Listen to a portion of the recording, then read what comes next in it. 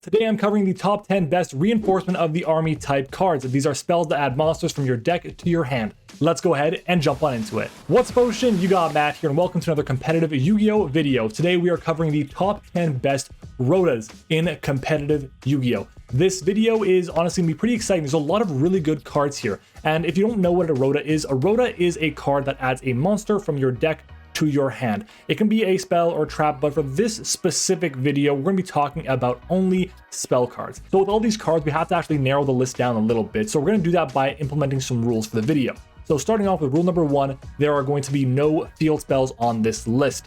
If you guys want a tier list covering the top 10 best field spell searchers or field spells in general, then make sure to let me know in the comments. At the same time, the main goal of this card is to, on activation, add a monster from deck to hand. That has to be on the card somewhere. If it does not include that effect, it will not be there. However, if the effect also includes the special summon from deck, like a branded opening, it can be up for consideration. It also has to be an effect on activation. That's very important, not an ignition effect, like something like Dragonic Diagram, for example. You have to activate it, it immediately goes through, and then you continue with the game from there. It also must be a card that can be activated if neither player controls any monsters or cards, or there are any cards in the graveyard or banish zone. This is very important. It means you can activate it on turn 0 as your first move of the game. So basically an example of this would be Creeping Darkness. Creeping Darkness, it lets you add a level 4 dark from your deck to your hand, but you need to banish 2 darks from your graveyard in exchange. So it would not count in this situation. Also, does it have any beneficiary effects? If it does, awesome. If not, it doesn't hurt it. It just kind of strengthens the case a little bit.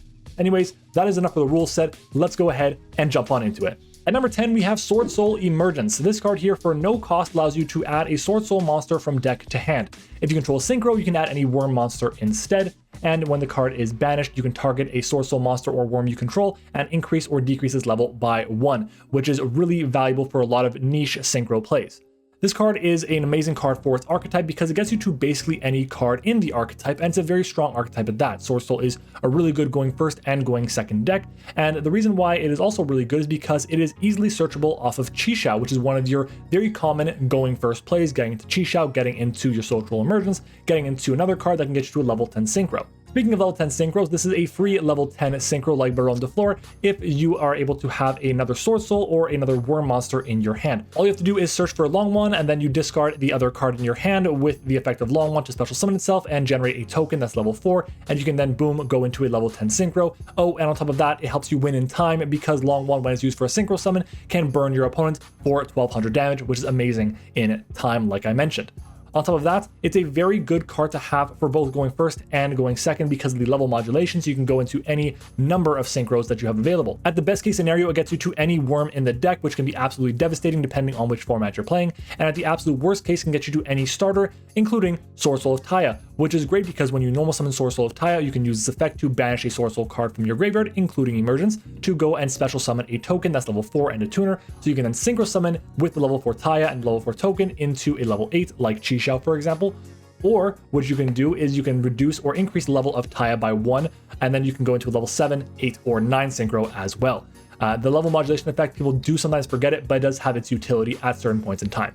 The downside for it though is that it's once per turn, but it's still a fantastic card nonetheless. At number 9, we have Fossil Dig. This is one of my absolute favorite cards, part of one of my favorite decks of all time, actually my favorite deck of all time being dinosaurs. On activation, it lets you add a level 6 or lower dinosaur monster from your deck to your hand, which is amazing. A lot of these type-specific ROTA cards, like Reinforced from the Army, for example, are level 4 and lower. This card here is level 6 and lower, which means you have a wider range of options that you can pick up, whether you want to go with a higher option or a lower option in terms of levels.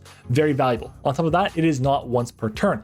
And because of the options that you have around dinosaurs, it's not just specifically for the dinosaur strategy that runs like the True King set to be able to go into your opponent's extra deck or try and put up a million negates or break through boards. It allows you to run a Dinomorphia deck as well, and you can take advantage of Fossil Dig there. It's a fantastic card for that situations as well. And the biggest advantage for it is that it picks up so many utility pieces, something like a starter in Soul Eating Oviraptor, which allows you to just get the ball rolling, or if you need protection, Miscellaneousaurus. Even if you want to have a destruction effect, you can go with Animador and Archosaur to normal summon and pop a baby in your hand so you can really get the ball rolling that way. There's a lot of options you have with a card like Fossil Dig. It is definitely one of my favorite cards of all time. At number 8, we have Emergency Call. This card here on activation allows you to add an elemental hero monster from your deck to your hand, and it is not once per turn and there is no cost. Now keep in mind, this is an elemental hero card specifically, not a vision hero, not a destiny hero. That is important in this case here.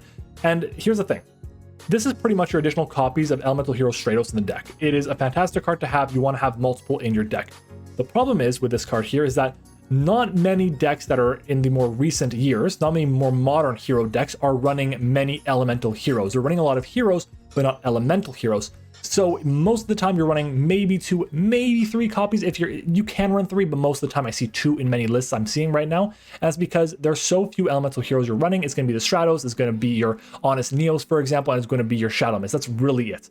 It does have a wide range of cards that it can search, though. I mentioned the Honest Neos for battle protection. It has access to Shadow Mist to search for something like a mask change card. It has Liquid Soldier for powerful polymerization plays. And of course, in older formats, you would use something like Neos Alias or Elemental Hero Ocean, which are all very good options for formats like that.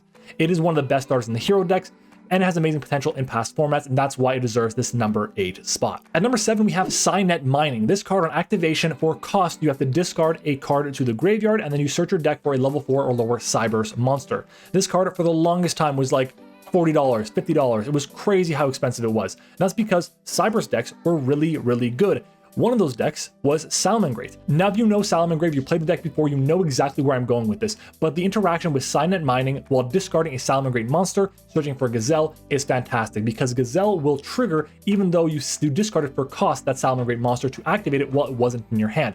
It's one of the best rulings out there that really is a power play for the Salamangreat deck and really relies a lot on the fact that you can get Gazelle to your hand. Pretty much every single Cyberse deck will play 3 copies of Mining because they don't mind if their Cyberse monsters go to the graveyard because they have so many extenders and they're able to pretty much recur all of their resources anyways over the course of the turn through their link summoning, their powerful recursion effects, or whatever the case might be. The biggest downside to this card is that number 1, it is a hard once per turn, and on top of that, this is actually the first card on the list that is a straight -1. You discard the card to activate the Signet Mining, and you're losing Signet Mining as well, and you're adding back 1 card. So you basically will start with a 4-card hand essentially. It is still a very good card nonetheless, and should definitely see play in any Cyber strategy. At number 6, we have Preparation of Rites. On activation, this card allows you to search for a level 7 or lower ritual monster from your deck to your hand.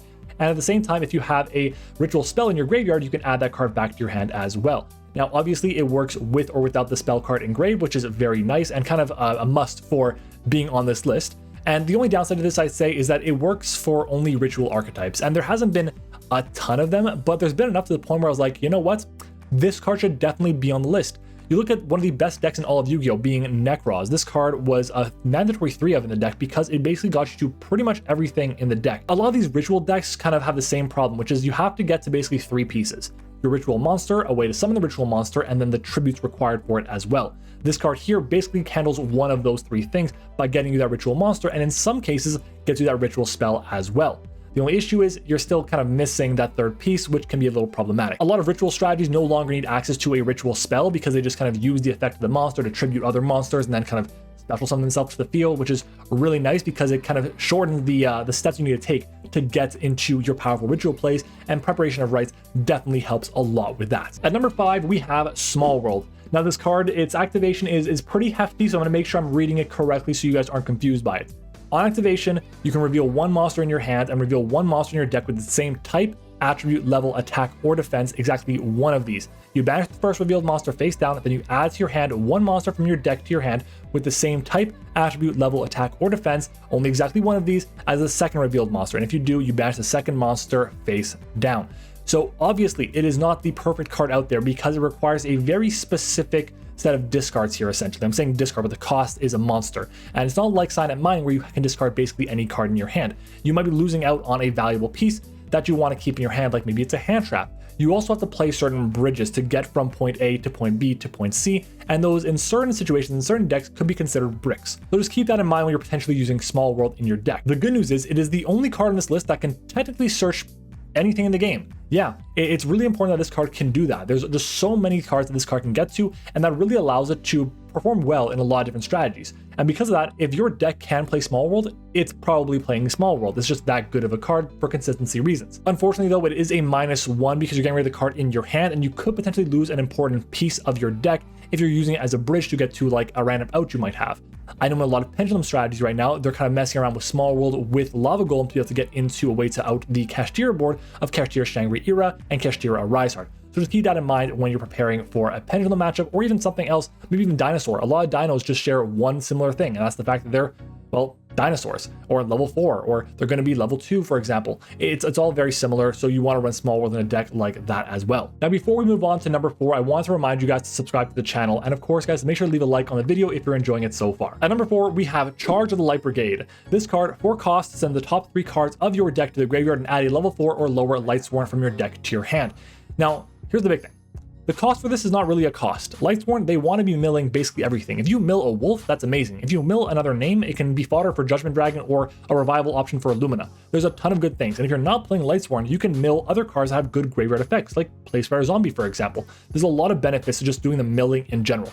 On top of that, you get to add a card from your deck to your hand as part of your archetype, which is really good. Cards you want to be adding as part of the Lightsworn archetype are going to be Raiden, Hand of Lightsworn, and of course Illumina, Lightsworn Summoner. They're really good options to start extending and really start your plays as well. In older formats like Edison, and even before that, you're going with cards like Raikou, which allow you to continue milling cards with the mill 3 on the flip effect, gets you a body on board, and also offers a chance to pop a card on the field, which is incredibly valuable. And on top of that, it is not once per turning, meaning you can go charge into charge into charge, and you can really put on a lot of pressure that way. At number 3, we have Fire Formation Tenki. This card, on activation, adds a level 4 lower Beast Warrior monster from your deck to your hand, and it gives every single Beast Warrior monster you control 100 attack, which is pretty good. Now, the reason why this card is not higher on the list than it actually is because it is unfortunately a continuous spell, which means that it has to be on the field to activate and resolve its effect. So for example, if your opponent goes for Mystical Space Typhoon, then you'll lose access to the search, which is obviously really bad. You definitely want to get that search off because you're starting your hand with a 4-card hand instead of a 5-card hand, for example. That doesn't mean it's a bad card. It's still the 3rd best ROTA of all time, in my opinion. And it's really good because there are so many insanely powerful decks that take a huge amount of advantage from this card here.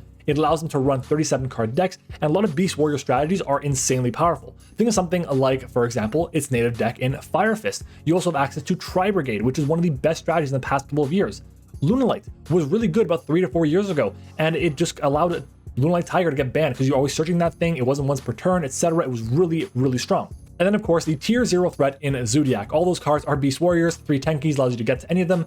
You can just break the game like that. It was absolutely insane with the Zodiacs and definitely one of the biggest and best ROTAs in the game. The boost of attack doesn't matter too much, but the reason it's so high is because the cards that it gets are really high quality compared to a lot of the other cards that are ROTAs in their own archetype or in their own type or attributes or whatever. At number 2, we have Reinforcements of the Army. The OG ROTA. This card on activation allows you to add a level 4 or lower warrior from deck to hand. It is not once per turn. On top of that, there are over 400 potential cards that you can add off of this card.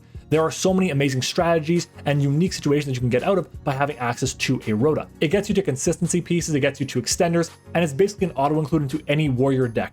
There's a reason why it is limited to 1 copy, because it is that strong. The cards it searches are that strong. Just so you guys are aware, here are some of the popular ads off of a card like ROTA. Starting off with, of course, Elemental Hero Stratos, one of the best cards in the hero strategy. Cards like Armageddon Knight to dump a Dark to Grave. Cards like Dark Greffer or DD Warrior Lady, Exiled Force. Those are 2 great cards for past formats. Cards like Goki Suprex in Extra Link formats, or Ninja Grandmaster Hanzo for right now, we're seeing ninjas put in a lot of work. Spiral Super Agent in the tier 0 format was also an amazing addition. Sky Striker Ace Ray was a fantastic search off of a card like ROTA for the Sky Striker strategy. Nekroz of Colossus is an amazing level 4 lower warrior monster in the Nekroz archetype. And of course, any of the Phantom Knight cards are also able to be searched off of a card like ROTA, which would be really good for that strategy too. So many decks, both new and old, use this card, and there's a reason why we call every single card that adds a monster from deck to hand a ROTA. It is because this card was created. It is such an amazing option, and it is definitely deserving of the number 2 slots. Before I get to number 1, there are a couple of honorable mentions I have to give, starting with Piri Rice Map. On activation, this card adds 1 monster with 0 attack from your deck to your hand, and you half your life points. There's a couple other restrictions, including you have to normal summon the monster and whatnot, but the reason why it's not this high on the list, or can't be on the list in general rather, is because you're losing half your life points. In time, that really, really hurts, and there's not too many 0 attack monsters that you want to be searching as part of this card. There are some, but there's not too many.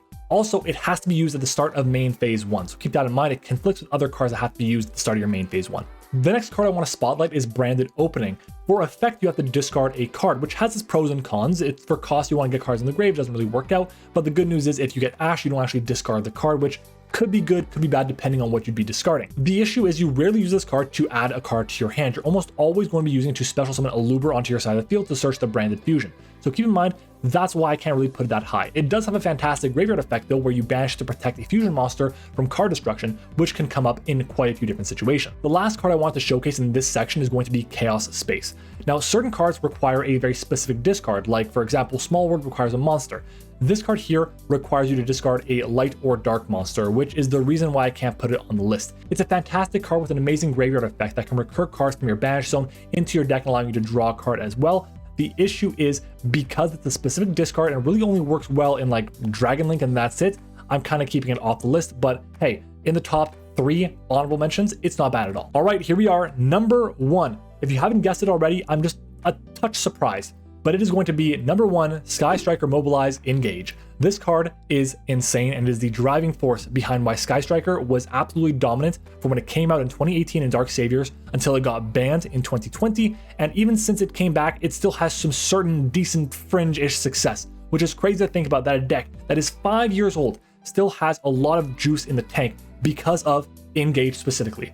It's a fantastic card because at its best, it is basically a better +1 than Pot of Greed, because you're drawing a card if you have the 3 cards engraved, 3 spells engraved, but you're also searching for any in-archetype card, which is insane. And at its worst, it is just a reinforcement of the army to get to Ray, which is crazy to think about, because if you normal summon Ray, you link it to Kagari, Kagari on special summon will add back the Engage from your graveyard to your hand, and guess what?